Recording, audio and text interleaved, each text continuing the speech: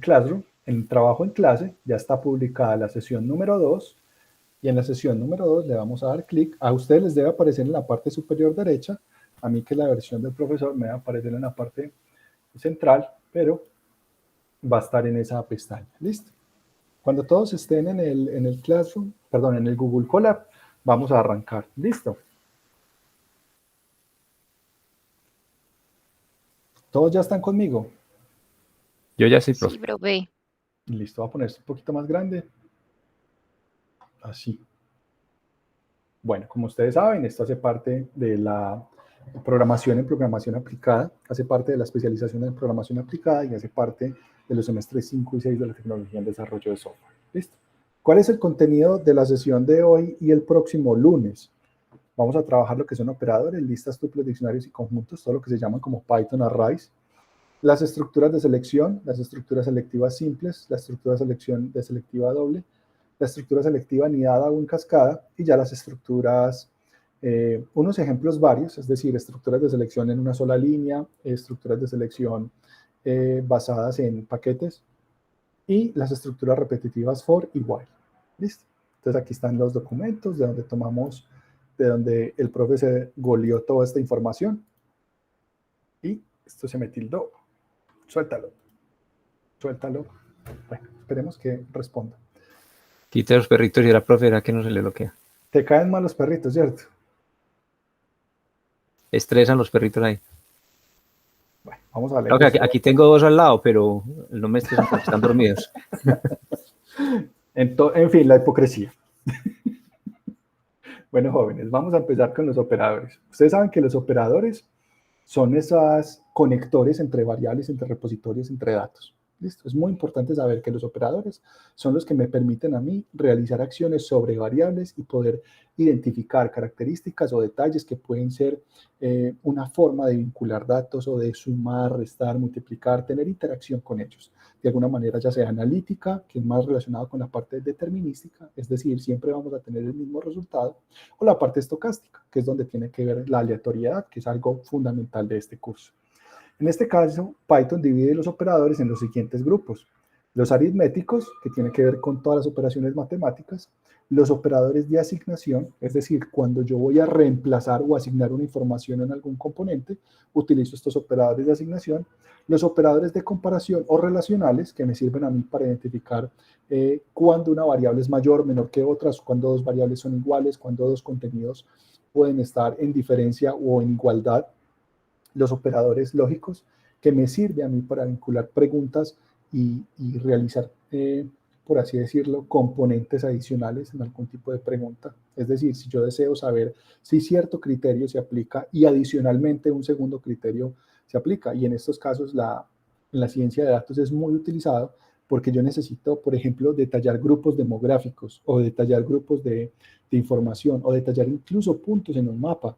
Y para yo detallar esos puntos en un mapa, yo puedo decir algo tan sencillo como, venga, yo necesito saber todos los puntos que estén al lado, al costado oriental del río Medellín y que estén y que sean los más cercanos a cierto punto de interés. Entonces necesito dos condiciones que un operador lógico me va a brindar ese espacio y se detalla con una tabla de verdad, en donde voy a utilizar el operador de la conjunción, es decir, el y, para detallar si una condición cumple y la otra condición también se cumple, solamente voy a resaltar esos valores cuando ambas condiciones se cumplan. También puedo utilizar el operador lógico de disyunción, que es la o en algunos casos la negación, es decir, no me interesa un grupo, no me interesa un estado, no me interesa una característica y la debo eliminar o la debo extinguir de mi proceso matemático. Y en alguno de esos casos yo puedo aplicar el operador nulo de la multiplicación, que es el cero. Muchos de los casos en cuando yo necesito suprimir o cerrar algún tipo de relación a un componente, yo lo que hago es nulificarlo y le asigno un valor de cero. Al asignarle un valor de cero, yo estoy cerrando totalmente las características y la interacción de ese componente en un módulo o en unas operaciones matemáticas. Los operadores de identidad son aquellos que me permiten definir si un objeto pertenece o no a un componente. Y los operadores de membresía o presencia me detallan cuando un objeto se encuentra en un contenedor más grande, es decir, cuando una palabra se encuentra en un texto, cuando un número se encuentra en en una expresión algebraica y así sucesivamente. Vamos a empezar por los operadores aritméticos. Yo tengo mi tabla de operadores aritméticos. Venga, yo les pongo esto centrado.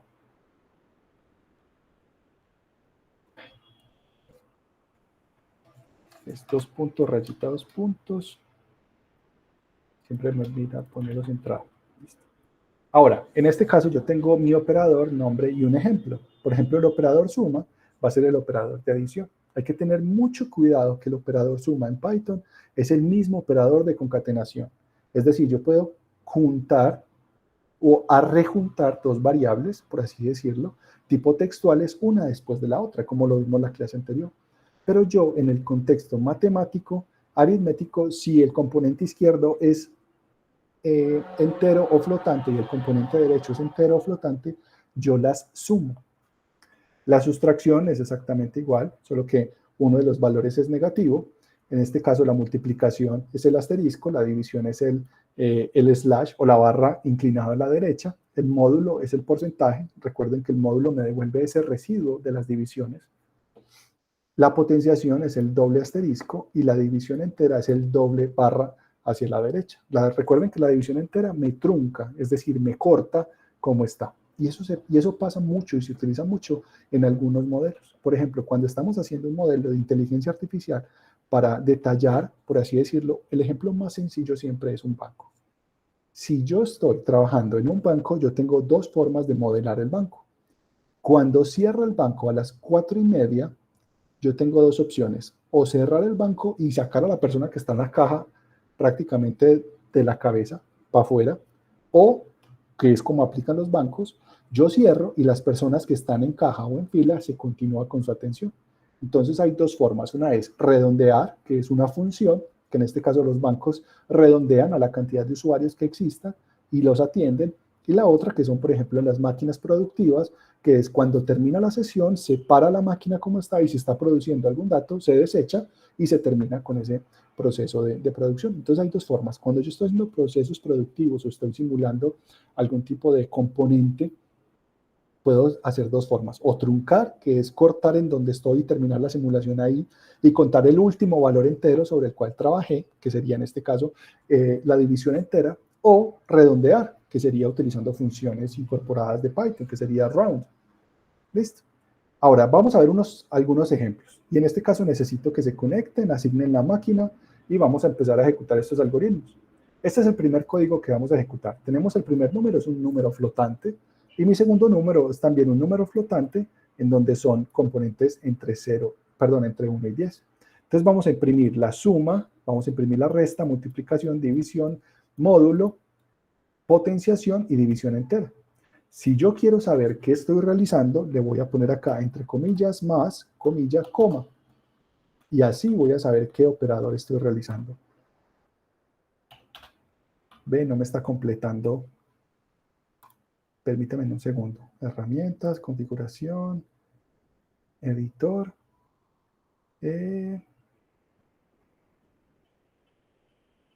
Cerrar automáticamente paréntesis, no me los está cerrando. ¿Sí se dieron cuenta? Vamos a ver qué está pasando. Tengo bien, gestionar, no hay problema. Vamos a ver, aquí si yo pongo comilla, me debería cerrar la otra comilla. Bueno, no la está cerrando. Algo pasará. Comilla. Es más, voy a copiar esto. Comilla, porcentaje. Perdón. Comilla, porcentaje. Potenciación. Y división entera.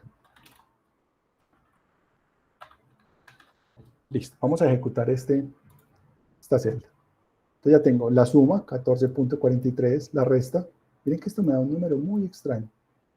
Y esto se llama relación de mantisa contra la relación de división o la relación de sustracción. ¿Listo?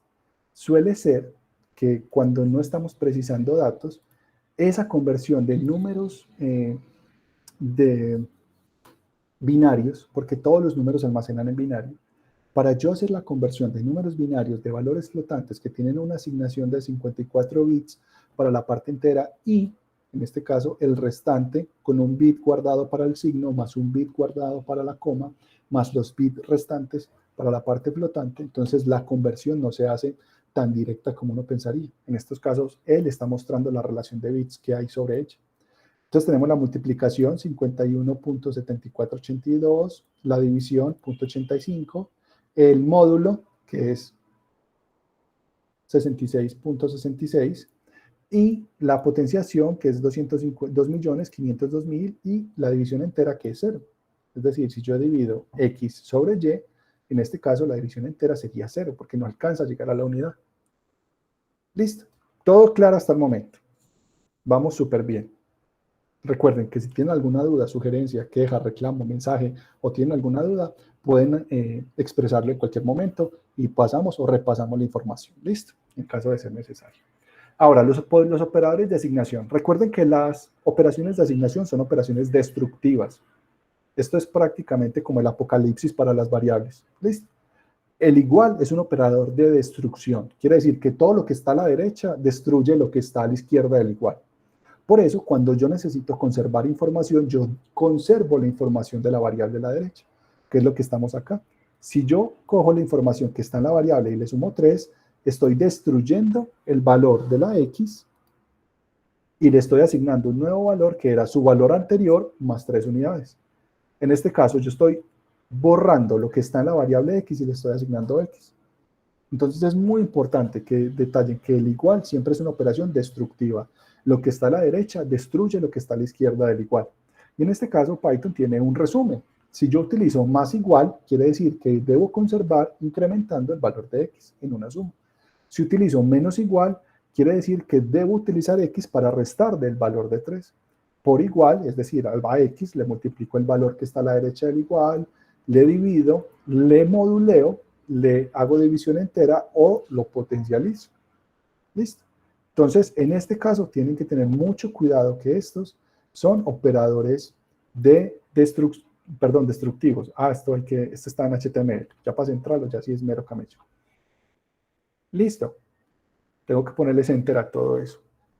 Jóvenes, ahora, algunos ejemplos de estas operaciones. Acá estamos.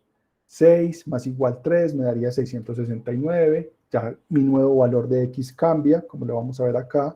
Pasa a 672, a 671, y acá hay cada uno de los ejemplos que están aquí a continuación. ¿Listo? Acá vamos a detallar cómo se ejecutan y cómo funcionan a lo largo de cómo están detallando las variables. Yo puedo poner algún objeto acá para detallar su comportamiento. Recuerden que ustedes pueden separar con comas en un print cuando deseen detallar varias impresiones, objetos continuos de impresión. Entonces yo puedo detallar acá incremento en 3. Acá puedo detallar, ya tiene incremento. Y puedo validar cómo se comporta la variable a lo largo de la ejecución de los componentes.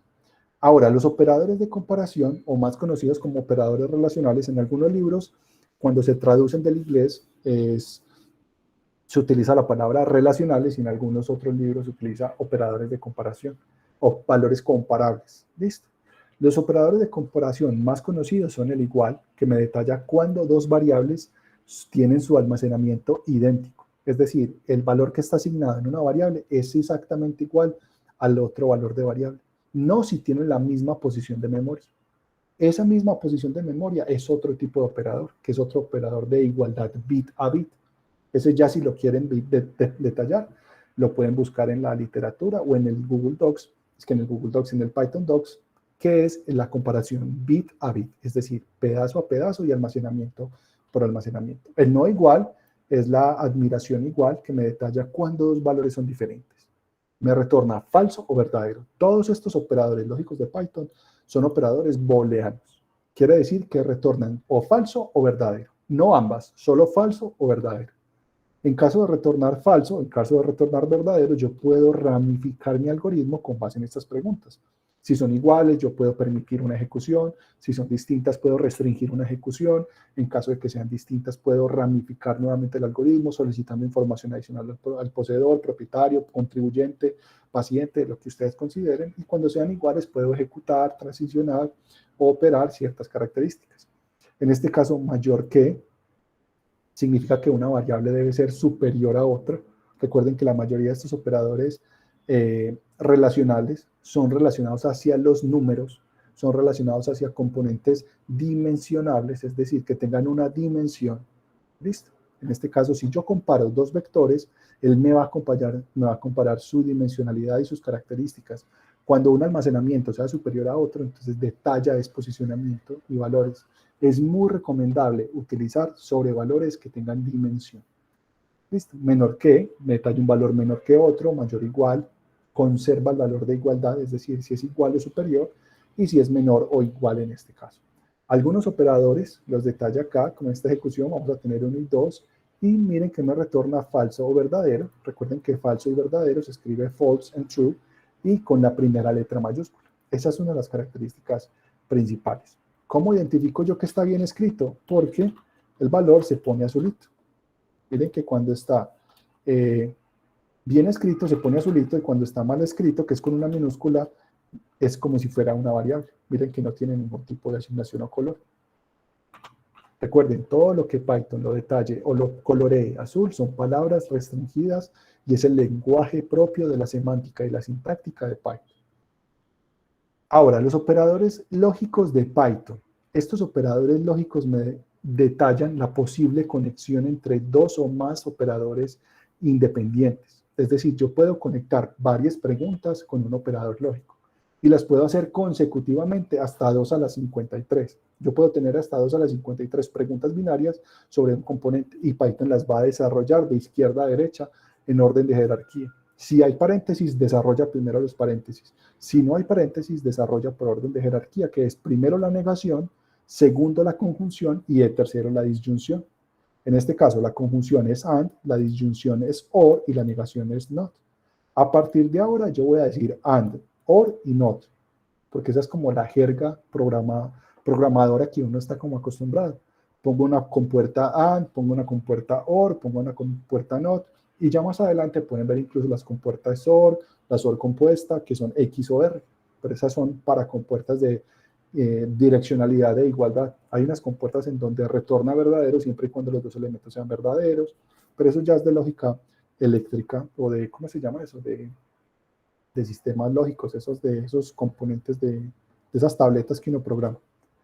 Ahora, los operadores son AND, OR y NOT, y retorna verdadero si ambos son verdaderos, retorna verdadero si al menos uno es verdadero, y revierte el resultado. En este caso, si es falso, retorna verdadero, y si es verdadero, retorna falso. ¿Cómo los puedo detallar yo? Con la palabra AND, OR y NOT en minúsculas. Se van a poner azulitas. Miren las que acá están. Se ponen azulitas cuando yo las estoy utilizando. Yo puedo incluso, en este caso, imprimir NOT true. Y me va a retornar falso. X es menor que 5, pero venga, ¿cuánto vale X? A mí ya se me olvidó hace rato. Vamos a imprimir X.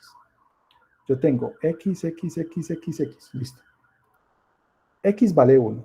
1 es menor que 5, verdadero. 1 es menor que 10, verdadero. Me retorna verdadero. Miren que solamente cuando ambas sean verdaderas me va a retornar verdadero. X menor que 5, sí. O X menor que 1, sí. Las dos son verdaderas, me retorna verdadera. Me dice, negación, X es menor que 5 y X es menor que 10. Como es verdadero, le digo negación, me lo pasa a falso. Y ya habíamos impreso falso. ¿Cuál es la tabla de verdad? Tenemos P y Q, que son dos proposiciones. Recuerden que las proposiciones se escriben con mayúscula siempre. En este caso, P y Q, tenemos una tabla de verdad en donde vamos a tener dos verdaderas, dos falsas, verdadero, falso. Y las posibles comparaciones o proposiciones relacionadas sobre ellas. Negación de P, negación de Q, P, O, R, P, OR, Q y P and Q. Entonces vamos a tener aquí la tabla. Esto lo pueden pastelear cuando quieran. Ahora, los operadores de identidad. Los operadores de identidad se utilizan para comparar objetos, no si son iguales, sino en realidad son el mismo objeto. ¿Listo? Es decir, con la misma ubicación de memoria. Por ejemplo, retorna verdadero si ambos elementos son el mismo. X es Y. X no es Y. Va a retornar verdadero si ambos en el primer caso son iguales o están ubicados en la misma posición. y me retorna verdadero si ambos objetos no son el mismo, es decir, están ubicados en posiciones diferentes de memoria. Yo tengo dos listas, tales como están, y voy a decir que z es igual a x. Es muy importante que ustedes declaren esto y lo entiendan desde ya, porque las listas, cuando se hacen asignaciones de listas, se relaciona a la misma ubicación de memoria. Por lo tanto, si yo modifico z, estoy modificando x. Y si modifico x, estoy modificando z. Si yo quiero hacer una copia de una lista, debo utilizar la palabra clave copy, que lo vamos a ver más adelante. Ahora, vamos a imprimir Batman y Superman. Bueno, a imprimir no, vamos a asignar Batman y Superman, que son exactamente iguales. Yo lo puedo copiar y pegar. Ahí está. Son exactamente la misma variable, el mismo texto. Son dos listas con dos componentes tipo cadena. Y z es igual a x. En este caso yo las voy a imprimir con un separador tipo pipe. X, Batman, Superman, Batman, Superman, Batman, Superman. Yo voy a detallar si x es z, si x es y y si x es igual a y, que son dos valores muy diferentes. Me dice, x es z es verdadero, es decir, x y z son lo mismo. X es y, falso, x no es y. Tienen dos posiciones de memoria diferentes. Pero x es igual a y, sí, tienen los mismos componentes uno a uno. Listo. Ahora, para detallar diferencia o no está detallado, yo puedo comparar si x no es z, que en este caso es falso, x no es y, es verdadero, no son lo mismo, tienen posiciones de memoria diferentes, pero x es diferente de y, es falso, tienen la misma información. Entonces, en cuanto a su contenedor, estoy utilizando operadores relacionales y en cuanto a su posicionamiento, es decir, su memoria, estoy utilizando operadores de identidad. Ahora, los operadores de membresía son aquellos que me permiten buscar una caja pequeña en una caja grande. Esa caja pequeña puede ser una letra, un conjunto de letras, un número, conjuntos de números, etc. En este caso, el operador IN me retorna verdadero si X se encuentra en Y. Por ejemplo, X en Y. Not IN retorna verdadero si el valor no se encuentra en la secuencia. X not in Y. Y es muy importante que Y, en este caso, la posición derecha del valor de membresía, sea un operador. En este caso, perdón, una secuencia. Y que el operador sea un operador de membresía. En este caso, sea una secuencia. ¿Qué es una secuencia? Listas, tuplas, conjuntos, diccionarios. ¿Ok? Entonces tenemos X. Batman, Superman. Vamos a ejecutarlo. Me dice, Superman se encuentra en X, verdadero. Wonder Woman no se encuentra en X, verdadero. Quiere decir que Superman, él va y busca si este texto se encuentra en X. Yo puedo cambiar Superman y él me va a decir falso. Superman no se encuentra en la lista Batman y Superman. ¿Por qué? Porque no es exactamente igual. Recuerden que tienen que ser exactamente iguales. De lo contrario, me retorna falso. ¿Por qué? Porque Python es sensible de mayúsculas y minúsculas. Listo. Ahora, esto aquí viene lo importante, que es la jerarquía de los operadores. La jerarquía de los operadores es muy importante conocerla y detallarla y vayan a ir memorizándola porque es muy importante saber qué operaciones se van a realizar primero y cuándo voy a poner paréntesis. Porque en este caso es conocimiento del desarrollador dónde voy a poner esos paréntesis. Y esos paréntesis son los que me van a indicar a mí qué operaciones se realizan primero que otras. ¿Listo? Lo primero que se van a realizar son las expresiones, paréntesis, listas, diccionarios o conjuntos. Eso es, pero de primerazo. Luego, suscripciones, es decir, índices, llamadas y atributos de referencia. Cuando yo tengo un atributo de referencia, puede ser una consulta, un dato, una instrucción. Instrucciones SQL están con esta prioridad. Entonces hay que tener mucho cuidado. Si yo quiero que mi instrucción de consulta de información a una base de datos esté almacenada o tenga los datos para poder utilizarlos dentro de una jerarquía, les recomiendo que lo hagan previo a su ejecución en la jerarquía o a su ejecución en el algoritmo tal y como está, que lo guarden en una variable. Por lo tanto, sea una instrucción que sea realizada con un statement o con una instrucción computacional, por así decirlo. Después sigue la potenciación, después sigue lo que tiene que ver multiplicación, la multiplicación matricial, que es la arroba, que esto es para operadores, ya sea producto punto, producto cruz, que es más de álgebra lineal, ¿listo? Espacios vectoriales, Gram-Schmidt, que es una de las, cómo hallar un espacio vectorial mediante independencia lineal, eso es más que todo para ese tipo de operaciones. La división entera y el módulo. Entonces esas se van a realizar de, estos números están malos. 1, 2, 3, 4, 5, 6, 7, 8, 9, 10 y 11. Ahora sí. Listo. Entonces tenemos que la suma y la resta, después de la multiplicación, luego los operadores, pero en este caso de membresía, de pertenencia y relacionales. Ahora, después sigue la negación. Miren que yo les había dicho que primero la negación, después la conjunción, la disyunción, después los if-else y por último las expresiones de asignación. Entonces hay que tener mucho cuidado cuándo voy a poner un paréntesis, cuándo voy a ejecutar una instrucción.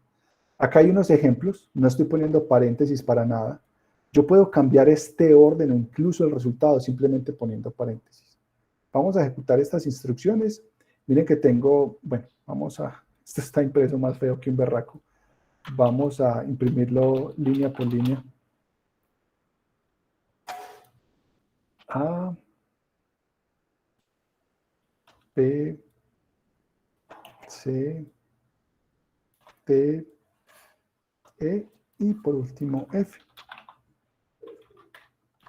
Listo. Miren que tengo acá. Me da 1.0601. ¿Qué pasa si yo empiezo a poner paréntesis en alguno de estas caracteres? O quito los paréntesis. ¿Qué creen ustedes que pasará con esta última, con la E? ¿Será que cambia? 814, mire que ya es 300, mire que he viajado. Habían unos paréntesis acá y pasamos de 8 a un número gigantesco. Mire.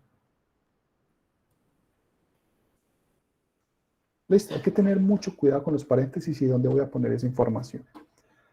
Ahora, acá hay otros ejemplos que ustedes pueden verificar cuáles se realizan primero, cuáles se realizan después. Mire que ya este me retorna falso, verdadero, verdadero, falso. Ya empiezo a tener operadores y mire que lo último que se hace es la asignación. Por lo tanto, este número, que es un operador relacional, se va a convertir en un falso verdadero y por ende G se va a convertir en un falso. Es decir, 2 a la 2, 4, ¿es mayor que 11 a la 2, 121? No. Entonces es falso. Falso es igual a G. G es una operación igual es una operación destructiva.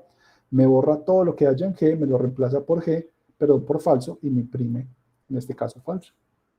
Listo. Ahora, las listas, tuplas, diccionarios y conjuntos. Las listas, tuplas, diccionarios y conjuntos son 4 tipos de variables vectorizadas. Una variable vectorizada es una variable que está detallada mediante una posición y un ordenamiento, excepto los conjuntos. Los conjuntos sí no están ordenados. ¿Y por qué no están ordenados? Porque los conjuntos se representan tales y como son en las operaciones de conjuntos. Nosotros hacemos un circulito, empezamos a escribir allí ciertos componentes y lo vamos a detallar de cierta manera. Entonces, en este caso, no pueden ser ordenados, y lo vamos a ver más adelante, porque las operaciones de los conjuntos se hacen sobre valores no ordenados. Hay 4 tipos de datos vectorizados: la lista, la tupla, los conjuntos y los diccionarios. Una lista es una colección ordenada y modificable, permite miembros duplicados. Ahora, una tupla es una colección ordenada e inmutable, es decir, no se pueden modificar sus elementos a no ser de que usted vuelva y cree la variable. Permite miembros duplicados. Un conjunto es una colección que no está ordenada ni indexada, no hay miembros duplicados. Y un diccionario es una colección desordenada y modificable, no hay miembros duplicados. Una de las características de los diccionarios es que tiene 2 herramientas. Bueno, tiene 2 componentes, por así decirlo. Tiene una llave y un valor. Yo puedo acceder a los valores con la llave o puedo acceder a las llaves con los valores. En este caso es muy importante saber qué debo elegir, qué debo utilizar cuando voy a crear ciertas características o crear ciertas funciones. Las listas son las más comunes y se van a ver más seguido en este curso. Pero, por ejemplo, cuando yo estoy detallando una instrucción, siempre los resultados, cuando no están ordenados o clasificados, me va a retornar una tupla, un valor inmutable. Cuando yo llamo una función, cuando yo llamo una característica de un modelo, una característica de alguna aplicación que sea un método o una función, siempre me va a retornar una tupla.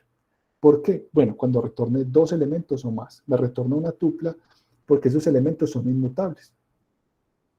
Ahora, las listas. Las listas se utilizan para almacenar muchas cosas. Variables de un mismo componente, variables de diferentes componentes. Eso es un costal de loco. Eso le cabe lo que usted quiera, como usted quiera. Y puede tener fechas con números, con letras, con listas. Puede tener listas dentro de listas, tuplas dentro de listas, lo que usted quiera dentro de una lista. ¿Listo? Se crean sencillamente utilizando los corchetes. Yo pongo los corchetes y debo separar sus elementos con una coma. Esos elementos van a estar ordenados y van a estar posicionados. Es decir, van a tener una posición y una dimensión. Ya sabemos que la dimensión es la cantidad de elementos que hay en un conjunto, cardinalidad, y la posicionalidad es la cantidad de datos que están almacenados en una lista, desde su posición. La posición 0 es la primera, la 1 es la segunda y así sucesivamente. Cuando decimos que las listas son ordenadas es que tienen un orden y que están en la posición 0, la posición 1, no significa que estén almacenadas en orden ascendente o descendente, sino que su inserción refiere a un orden de asignación. No es lo mismo que estén ordenadas. ¿Listo? Es cambiable, es decir, yo puedo cambiar un elemento específico, es decir, yo voy a la posición 7, había un 8 y lo cambio por un 10. Se puede. Puede tener duplicados. Y el largo o tamaño de una lista se utiliza la función len. Con la función len yo puedo detallar qué tan larga es una lista. ¿Listo? Ahora vamos a correr acá, superhéroes, Batman, Superman y Wonder Woman, y yo le voy a imprimir superhéroes. Miren que él me va a detallar Batman, Superman y Wonder Woman como una lista de variables tipo cadena de texto. ¿Cómo imprimiría las posiciones de la lista? Ardis, con un vector. Perdón, con un for. En este caso, pero no hemos visto for todavía. Pero yo puedo decir for i in superhéroes, o en un, más fácil, en un range len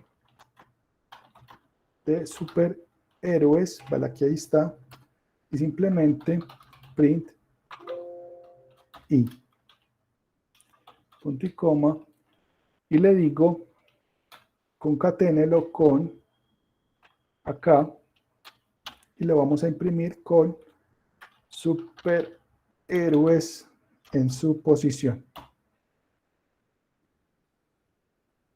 0, 1 y Wonder Woman. ¿Listo, Ardis? Ok. Listo. Esto lo vamos a ver más adelante. Por ahora vamos a mirar cómo son los componentes. Es como para responder esa duda. Es ordenada, cambiable, permite duplicados. Para detallar el largo de una lista yo puedo decir simplemente len y él me va a decir, venga, tiene 3 objetos, ¿cierto? Yo puedo, los elementos de una lista, como les había dicho, eso es un costal de loco. Usted puede meter ahí letras, textos, booleanos, lo que quiera. Nótese que, vea, nótese que la lista puede tener todo tipo de datos. Y mira, acá está. Texto, entero, flotante y booleano. Texto, entero, flotante y booleano. Pero ¿qué pasa? Que por ejemplo la lista 4, si yo le digo print type lista 4, él me va a decir que es un tipo lista. Y como es hereda todas las componentes de la clase lista, yo puedo detallar componentes relacionados a las funciones que son intrínsecas de la función o de la clase lista. Como yo heredo todo lo que tenga que ver con lista, yo puedo hacer ordenamiento, muchas cosas. También yo puedo utilizar el constructor. Y el constructor es la palabra list. Por ejemplo, yo puedo crear una batilista diciendo, venga, créeme una lista. Necesito el paréntesis del constructor y necesito el paréntesis de la posición. Le voy a entregar Batman no es Bruce Wayne. Y le voy a imprimir la batilista. Entonces tengo acá, Batman no es Bruce Wayne. Y tengo los elementos creados y anexados de acuerdo al constructor. Yo puedo acceder a los ítems de una lista con un indexado. Recuerden que los indexados me detallan tanto posicionalidad como dimensionalidad. Es decir, yo estoy detallando que este componente va a ser el índice 0, este va a ser el índice 1 y este va a ser el índice 2. Pero estamos hablando del índice, es decir, de dónde está ubicada su posición.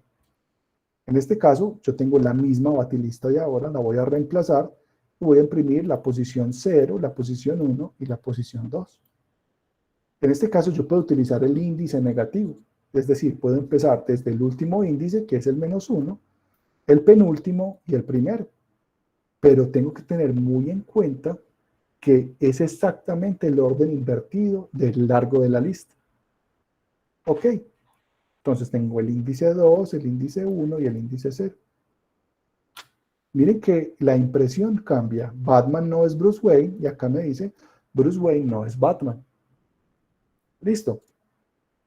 Yo puedo hacer un slice, como lo vimos en la clase pasada. En la clase pasada estamos viendo que los sliding o rebanado se puede hacer sobre las cadenas de texto.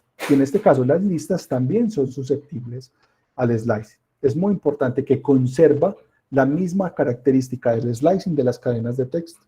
En este caso, la primera posición, que es la 0, y la última posición, que sería el largo -1. Len -1 sería la última posición de mi lista. Aquí hay algunos ejemplos. Tengo batilista, vamos a imprimir toda la lista. Yo puedo imprimir solamente de la posición 2 a la posición 7. Desde la posición inicial hasta la posición 7. Recuerden que no se incluye el límite superior. Desde la posición última hasta la posición -5, descendiente, desde la posición -5 hasta el final, y yo puedo incluso detallar si un elemento se encuentra en la batilista. Y en este caso, Batman me va a retornar verdadero porque se encuentra en la batilista 2. Vamos a imprimir todos los ejemplos. Entonces acá del índice 2 a 7, del índice 7 y así sucesivamente. Me dice es verdadero porque efectivamente Batman como texto se encuentra en alguno de los componentes de la batilista.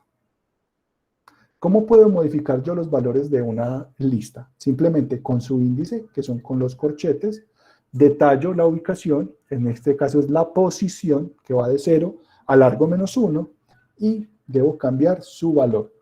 En este caso, batilista en la posición 0 va a cambiar por el hombre murciélago, conocido como Batman en inglés. Miren que en la primera estaba Batman. Lo vamos a cambiar por el hombre murciélago. Si yo imprimo, miren que en la primera posición, miren que aquí está la coma. Esta coma pertenece al texto. Miren que hay una comilla sencilla. Eso quiere decir que es todo un texto continuo. Miren que lo reemplazamos. Entonces yo con la posición y entre corchetes esa posición puedo actualizar los valores de esa lista. Yo también puedo actualizar rangos. Y en este caso puedo decir, venga, del rango 1 al 5, cámbieme lo que existía por estos nuevos valores. Si los valores coinciden, es decir, si yo voy a reemplazar 4 valores y le asigno 4 valores, 4 espacios de memoria, con 4 espacios de memoria, el reemplazo va a ser 1 a 1. Si yo digo, reempláceme 4 espacios de memoria y le entrego 12, él hace los 2 primeros. Si le paso 6, hace solamente 4. Entonces hay que tener mucho cuidado con este tipo de componentes. En este caso voy a crear una lista de superhéroes y voy a crear una lista de seres humanos, que son sus alter egos. Voy a imprimir superhéroes y voy a imprimir seres humanos. Si yo deseo, en este caso, imprimir solamente los superhéroes desde la posición 1 a la posición 5 sin incluirla, me va a imprimir ese valor. Pero yo voy a decir que los superhéroes van a cambiar por valores espaciados. Miren que aquí Superman no tiene espacio, Wonder Woman no tiene espacio, Green Lantern tampoco, y Martian Manhunter tampoco tiene espacio. Les voy a cambiar por valores espaciados y voy a volver a imprimir la lista. En este caso tengo Superman, Wonder Woman y ya tengo el cambio y tengo los nuevos valores actualizados. Mire que yo estoy modificando 4 valores y le entrego 4 valores. Listo. Nótese que recorta la lista cuando yo entrego menos. Miren lo que yo les decía. Si yo entrego menos de los que detallo, él me va a ajustar esos valores a los que yo he solicitado. En este lenguaje tenemos filters y ARDIS, pero lo vamos a ver en la clase cuando estemos viendo pandas, que se llaman iLook. Si lo quiere buscar, búsquelo por iLook. ¿Listo? Con gusto, ARDIS. En este caso, para insertar datos en una lista, yo simplemente puedo hacerlo de 2 formas. Utilizando la función insert, en donde yo le voy a detallar la posición y el valor. Si yo detallo la posición y el valor, él va a hacer un reemplazo y me va a modificar la lista. Si yo ya tengo una lista de 10 elementos y lo quiero insertar en la posición 5, él va a correr el índice de los 5 en adelante y lo va a incrementar en 1, como vemos acá en este caso. Yo tengo superhéroes 2, que es la misma de lo que tenemos acá, pero en la posición 5 vamos a insertar Shazam. Y en la posición 5 de seres humanos vamos a insertar el nombre de Shazam, que es William Joseph Billy Batson. ¿Listo? Ahora, en este caso, me va a ampliar la lista. Miren que yo tengo acá 0, 1, 2, 3, 4, 5, 6 y 7. Pero acá ya tengo superhéroes, superhumanos, tengo Batman, Superman, Green Lantern, Martian Manhunter, y acá queda Flash, perdón, queda Shazam, y a Flash lo adiciona una posición y me lo lleva a Green Arrow y Aquaman. Y lo mismo para sus alter egos.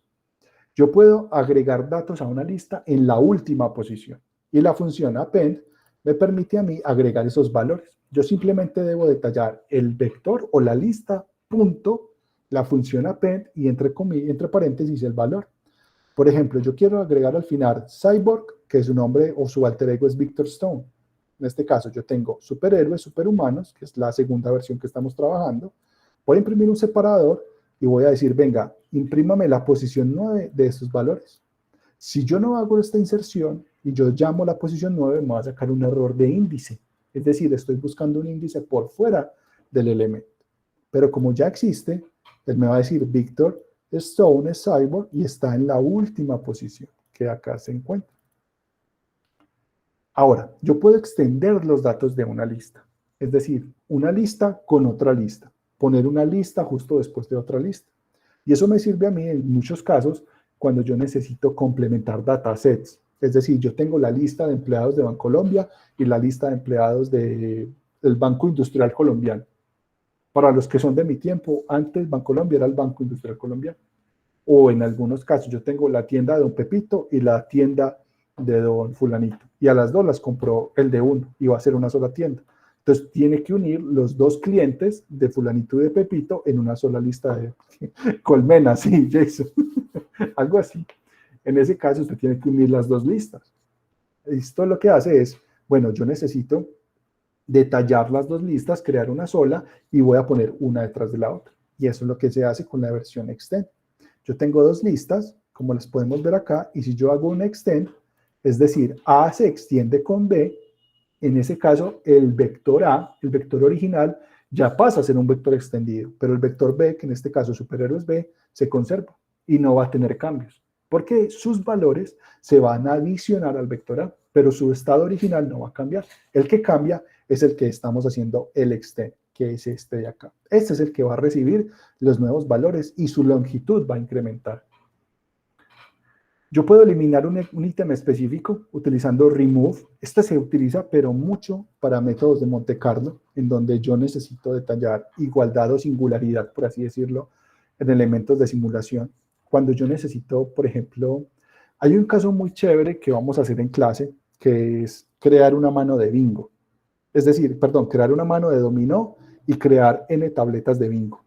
Ustedes saben que las tabletas de bingo y las tabletas de bingo se crean con números de acuerdo a una secuencia de unos patrones, pero el dominó, para yo crear una mano aleatoria, necesito remover las fichas. Entonces yo voy a tener una lista de fichas y yo voy a ir escogiendo aleatoriamente un valor de ese universo, por así decirlo, de fichas. Cuando yo saco una ficha, debo removerla del listado de fichas disponibles.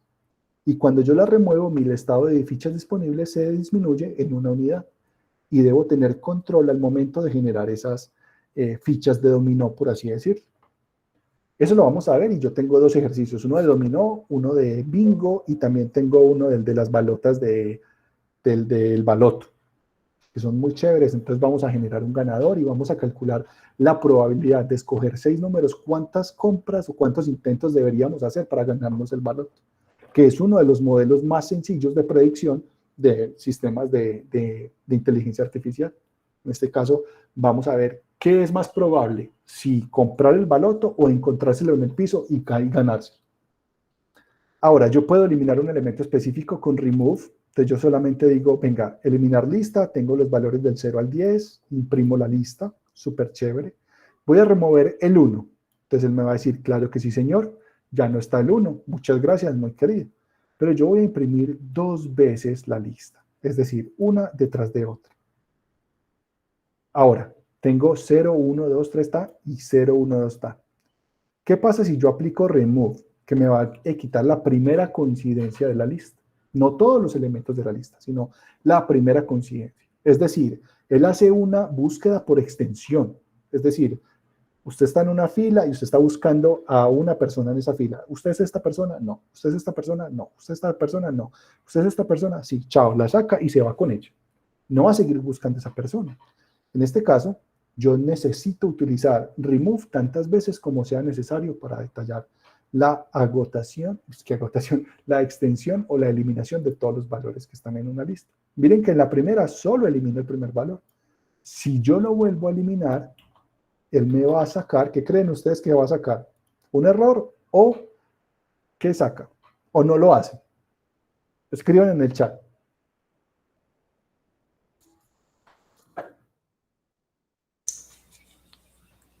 Lo elimina porque hasta que lo encuentre, no.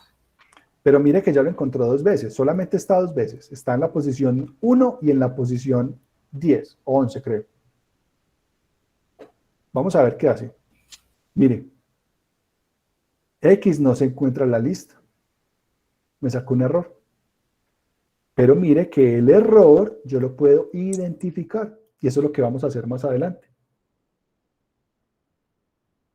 Elimina el valor de la lista. No puedo trabajar con la lista. No puedo volver a trabajar con ese valor en la lista Artis. Queda totalmente eliminado. Listo. Entonces, si yo detallo este valor, que lo vamos a ver más adelante, que son los try, los catch, y en este caso el error va a ser una excepción. Yo puedo decir, si la excepción es X no se encuentra en la lista, yo puedo decir, venga, ya terminó, ya lo ejecutó, hágame todo esto, fin de la cosa. Pero eso lo vamos a ver más adelante. Listo. En este caso, si yo vuelvo y ejecuto la lista y corro las 2 eliminaciones, no hay ningún problema. Mejor sería clonar la lista y sobre esa hacer la búsqueda.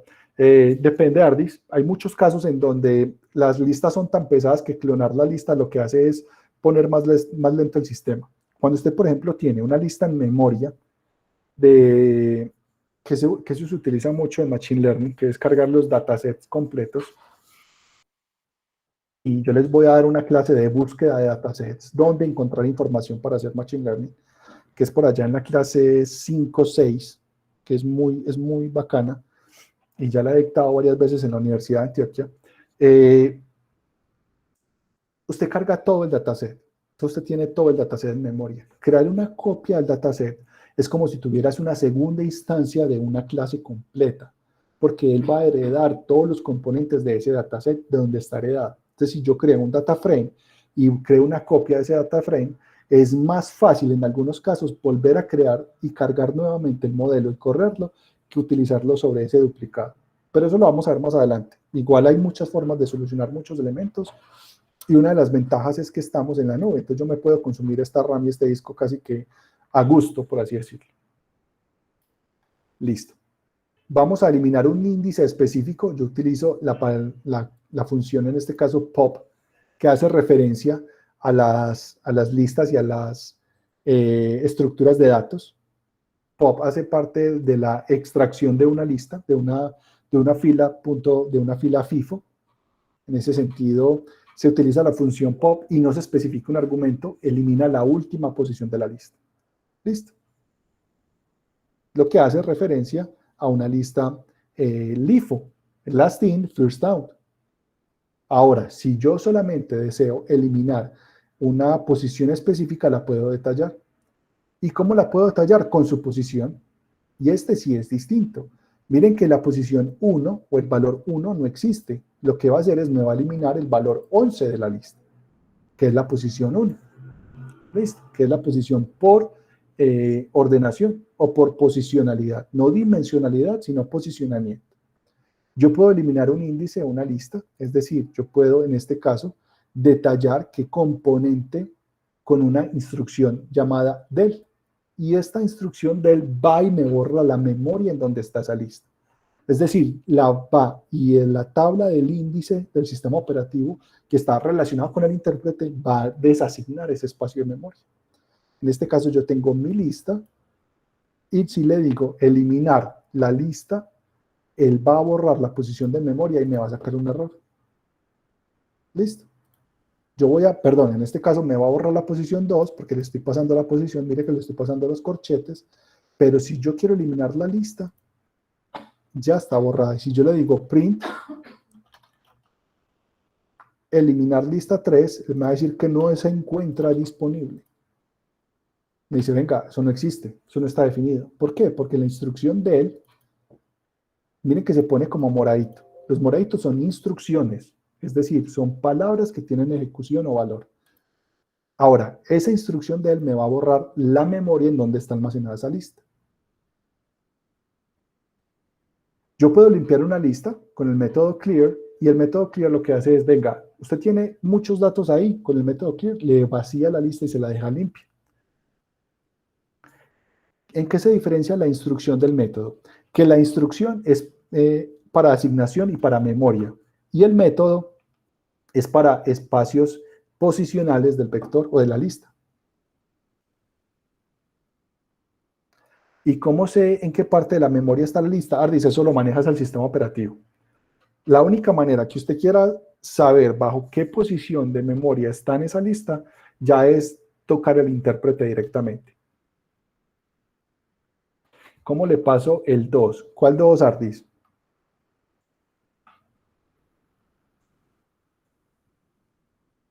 Profe, Hola. cuando, digamos en este que dice 50, donde está en la posición 50 de ejecutar el código, pasa del, eliminar lista y entre corchetes 2.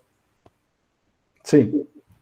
Esa es la posición de, ese es un índice, ¿cierto? ¿O Este es la un lista índice. como tal? No, es un índice. Mire que me borra el C.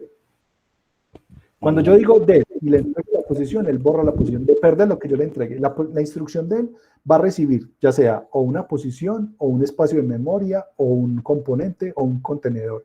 Usted puede entregarle cualquiera de esos y dependiendo de lo que le entregue, él lo borra.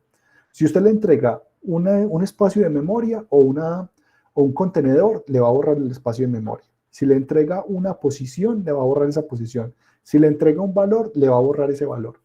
Listo, pero del es una instrucción, no es un método o una propiedad, sino que es una instrucción que va a ir a ejecutar una acción directamente sobre lo que recibe. Entiendo, sino que como pues se le pasó el 2, pues, y es eliminar la lista, pensé que ya se debía haber sabido cuál era la posición de la lista. No, no, él lo Por que allí está utilizamos haciendo otro es para borrar, eliminar. claro, mire que él recibe la posición. Cuando usted está haciendo este índice, usted lo que realmente está entregando es una posición. Usted lo que le está entregando es la dirección y el valor. Y él va a decir, usted quiere que borre esa posición específica. Es lo mismo que hacer un remove o que hacer un pop. Solo que cuando usted hace un remove y cuando usted hace un pop, los valores pueden ser utilizados por fuera de ese valor. Listo. Usted puede todavía detallar esos valores. Hacer un pop lo que hace es extraer y hacer un remove lo que hace es desplazar esa lista, pero la información de memoria sigue intacta. Cuando usted hace un del, lo que hace es actualizar la posición de memoria en donde está ese valor y la elimina. Esta es Listo. para instrucciones de memoria. No, sí, sí entendí, porque abajo está para eliminar como tal. Si no le paso un valor, es eliminando la lista completa. Sí, si yo no le Eso era paso lo una que no había posición, entendido. se va de todo y chao pescado. Listo. Entonces ahora yo voy a voy a borrar los contenidos de una lista conservando su espacio de memoria. Listo. Con este caso, la instrucción o la función clear, yo voy a borrar esa lista de memoria en donde está almacenada la información. Para este caso, yo voy a crear mi lista de las letras ABC hasta la F. Si yo le digo clear, él me va a conservar su espacio de memoria, que es un espacio de memoria reservado, que puede ser incremental, que en este caso es muy importante saber que Python puede ser incremental, y me va a conservar su valor. Mire que me imprime una lista vacía, y el largo de esa lista es dimensionalidad 0, es decir, no tiene dimensión. ¿Sí queda claro? Entonces, clear lo que hace es, venga, su posición de memoria se va a conservar, pero no va a tener valores. Y en este caso, venga, aquí lo que se fue es todo. Ya esa posición de memoria no existe y usted puede reutilizar ese nombre en caso de necesitar. Esto se utiliza mucho cuando yo necesito actualizar o reemplazar ese nombre en otros componentes. Ahora, los ordenados de las listas se pueden hacer in place o se pueden hacer bajo almacenamiento. Es muy importante saber que la palabra sort me hace un ordenado y depende, en este caso, detallar el orden sobre el cual yo voy a trabajar. Yo puedo detallar si es ordenado o no es ordenado. Si yo quiero ordenar en orden alfabético, pero descendiente, yo en este caso le paso la variable reverse igual a true. Cuando yo le paso este parámetro o este argumento, por así decirlo, yo voy a decirle, venga, es que la lista se va a ordenar de forma descendiente. Y lo mismo para el orden numérico. Vamos a ver unos pequeños ejemplos. Yo tengo Lali, que son la lista de superhéroes. En este caso, si yo la ordenaría a grandes rasgos, sería primero Batman, después Green Lantern, primero, después Flash, después Green Lantern, Superman y Wonder Woman. Vamos a ver si corrige e imprime esos objetos. Y tengo Batman, Flash, Green Lantern y Superman. Miren que el ordenado es in place, es decir, se hace sobre el objeto. ¿Listo? Es muy importante saber que el ordenado es sobre el objeto. Yo puedo hacer una copia y ordenar la copia, pero el ordenado se hace sobre el objeto. Vamos a ver el numérico. En este caso, si yo no determino el ordenado es ascendente, a no ser de que yo lo especifique, como lo vamos a hacer en este caso. Y yo le voy a decir, venga, ordénemelo en forma descendente. Y vamos a tenerlo. Wonder Woman, Superman, Green Lantern, Flash y Batman. ¿Ok? Ahora, para las listas, yo puedo tener una lista ordenada en forma descendente in place, es decir, sobre el mismo objeto. Y en este caso, solamente pasando el argumento verdadero sobre la instrucción reverse, que va a ser igual a true. Ahora, yo puedo hacer un ordenado directamente inverso con la función reverse, que en este caso la voy a tener de ese valor. Pero cuando yo lo hago sobre los valores numéricos o sobre las instrucciones, miren que él me va a hacer un ordenado no como lo está, sino que me lo va a intercambiar de posición. El reverse lo que hace es, venga, la voltea, le hace un espejo a las listas. ¿Listo? Miren que el orden es Flash, Green Lantern, Wonder Woman, Superman, Batman, Flash, Green Lantern, Wonder Woman, Superman, Batman. Me invierte los valores. ¿Listo? No es un orden descendente, sino que me aplica un espejo sobre la lista. Yo puedo tener copias de una lista, como les había dicho, pues la palabra copy es realmente dos listas diferentes. Y como lo vamos a ver acá, yo tengo de lista 2 es igual a de lista y van a ser exactamente la misma posición. Si yo borro de lista 2, estoy borrando también la primera posición, como lo vamos a ver a continuación. Yo tengo la misma posición, los mismos datos, y voy a decir que en la posición 2 va a estar Wonder Woman. Y efectivamente, miren que si yo cambio de lista 2, me va a cambiar también de lista y de lista 2. Listo. Fíjense muy bien en estas instrucciones. Si yo cambio una, me cambia la otra, como está acá. Miren que yo cambié solo de lista en la posición 2 y se modifica tanto de lista como de lista 2. Miren que ambas están modificadas. Miren que aquí son diferentes. Bueno, es de lista, como lo tenemos acá. Yo digo, venga, la lista 2 es igual a la lista 1. No quiere decir que son dos variables independientes, dos listas independientes. En este caso, ambas se actualizan. Si yo borro de lista 2, yo ya puedo hacer una lista 2 de la copia de la lista 1 y van a ser totalmente independientes. Miren que esta tiene un espacio y esta tiene un guión bajo. Y van a ser independientes y no vamos a tener cambios sobre ellas. Ahora, los métodos de las listas. Python tiene un conjunto de métodos. Aquí vimos algunos. Listo. Entonces, bueno, algunos no, todos. Todos los métodos los detallamos. Entonces, para que vean que aquí está una pequeña como resumen de lo que hemos visto. Ahí está la traducción. Jóvenes, dudas hasta el momento, sugerencias, quejas, reclamos, mensajes, listas, objetos, eliminaciones, funciones. Ok. Jóvenes, las tuplas. Tuplas, listas, no. Acá se llama tuples. Ya. Las tuplas son secuencias inmutables, a diferencia de las listas. Estas no se pueden modificar. Yo no puedo modificar una posición específica de una tupla. Yo no puedo intercambiar posiciones de una tupla. Estas son inmutables y se pueden empaquetar y desempaquetar. Yo puedo empaquetar cuando estoy cogiendo varias variables, valga la redundancia de variables con varias, y puedo empacarlas en una tupla. Es decir, llevar muchas variables a un solo conjunto que es una tupla. Y yo puedo tener una tupla que es un conjunto de datos a un conjunto de variables inmutable y llevarlo, desempaquetándolo a varias variables. ¿Listo? Eso se llama empacar y desempacar. Pero le vamos a decir packing and unpacking, que es como se conoce en el lenguaje de Python. Y así es como lo vas a encontrar en la mayoría de los casos. Entonces yo hago un empaquetado. Y miren que ahora se crea con paréntesis. La tupla se crea con paréntesis. La lista con corchetes. Entonces, al yo crear la tupla, estoy creando estas variables que son de tipo texto dentro de un paquete que es una tupla que se llama superhéroes. Ahora, yo las puedo desempaquetar en la misma cantidad de variables y las voy a tener ya desempaquetadas. No significa que superhéroes va a dejar de existir. Recuerden que todo existe a no ser de que usted lo elimine. Todo en programación existe a no ser de que usted lo elimine. Y esto era un problema hace mucho tiempo. Que cuando programábamos en C, cuando programábamos en lenguaje de máquina o incluso en Assembler, yo tenía que saber cuánto espacio había de memoria. Y la mayoría de los programadores eran con una hojita al lado programando, contando los qubits, o sea, las que se guardaban en palabras, se les decía words, que decían quad word, que era QW, bueno, una cosa rarísima.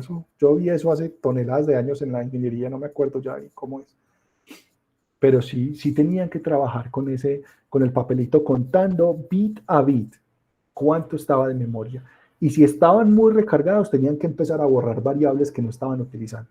Después ya los lenguajes fueron un poquito más eficientes, ya se creó el garbage collector, que es todas esas instancias que tenían más de ciertas secuencias de no ser utilizadas, se empezaban a borrar de memoria. Y ahora, gracias pues a la cantidad de memoria RAM desmesurada que tenemos, que la mayoría de nuestros computadores, casi que en los computadores actuales, ninguno es utilizando casi el 100% de la memoria RAM. Siempre estamos utilizando un 25 o un 50% de nuestro procesamiento, de nuestro cómputo. Es cuando realmente le metemos la pata a fondo con este tipo de modelos de programación, de sistemas, que ahí sí es donde nos estamos gastando toda la máquina, pero un computador casero casi nunca le vamos a sacar todo el provecho. Ahora, vamos a empaquetar estas variables. Entonces yo voy a crear superhéroes, la voy a imprimir, la voy a desempaquetar y voy a hacer desempaquetamiento por asignación. En este caso, si yo le pongo un asterisco al nombre de la variable, si yo empaqueto o desempaqueto, se van a ajustar sobre ese valor. Listo, como en este caso.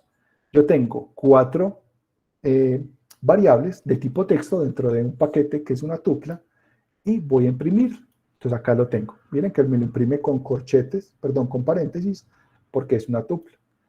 ¿Qué pasa? Que yo lo voy a desempaquetar en 4 variables exactamente. Es decir, coincide el paquete con las variables a desempaquetar. Y la impresión es directa. Miren que me salen B, S, W y G. Pero en este caso, yo le estoy asignando solo 3 variables.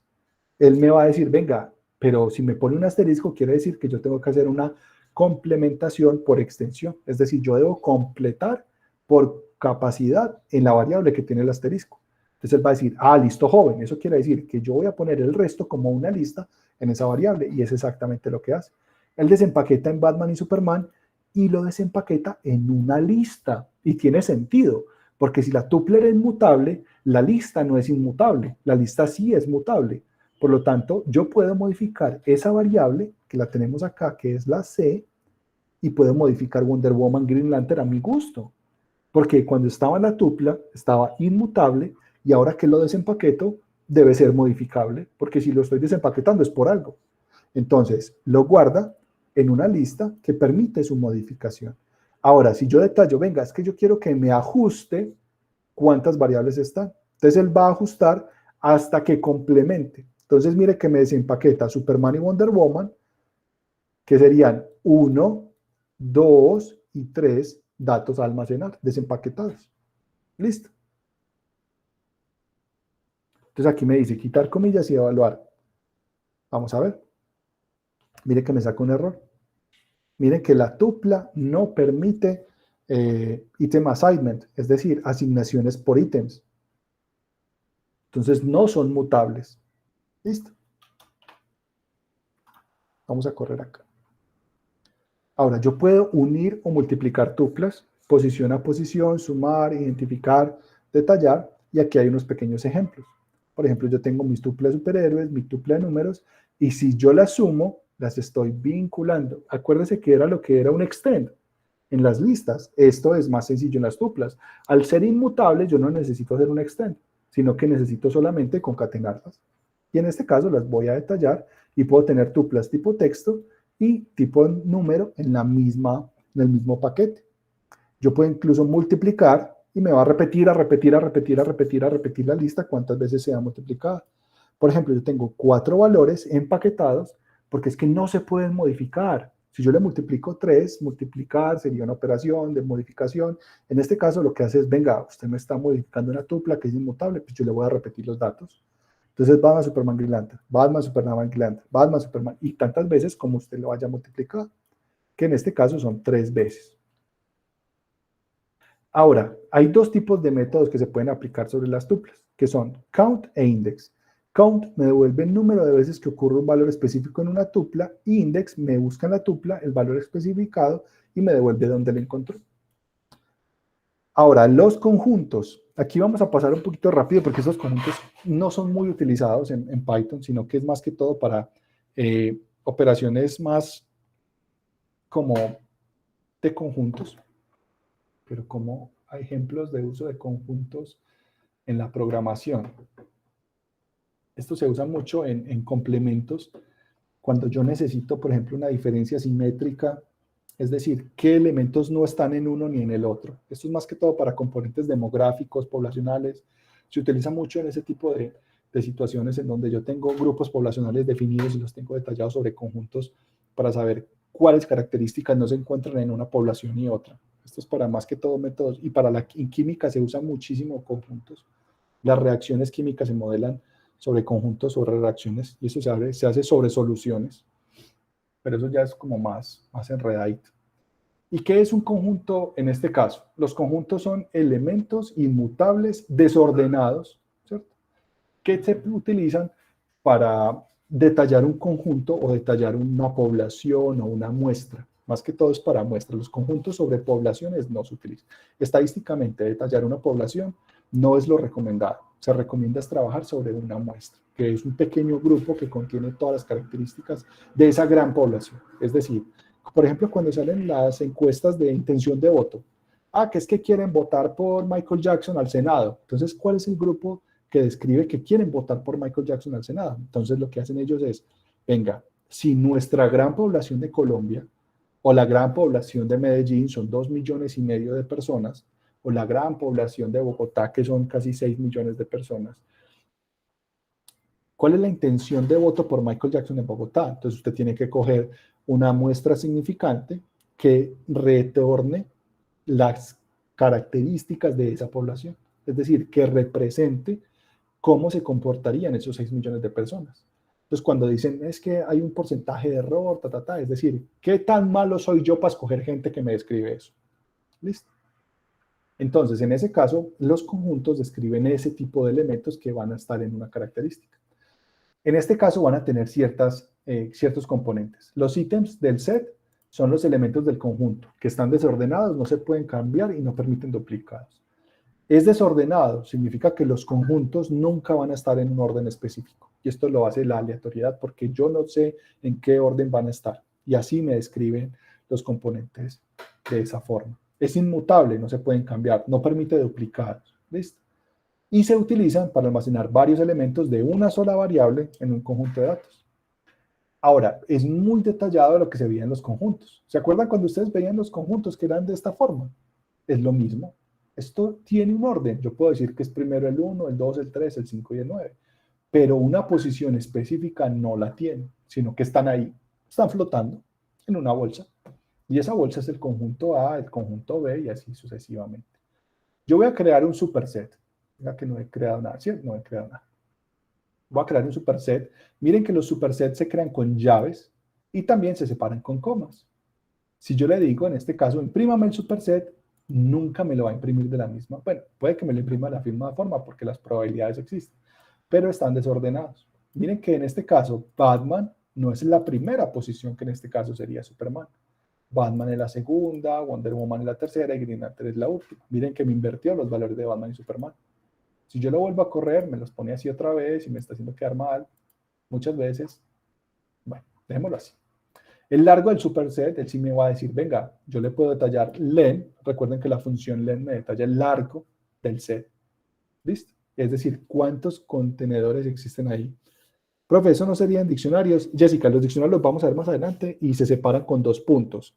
Los 2 puntos me separan la llave y el valor. ¿Listo? Ya lo vamos a ver.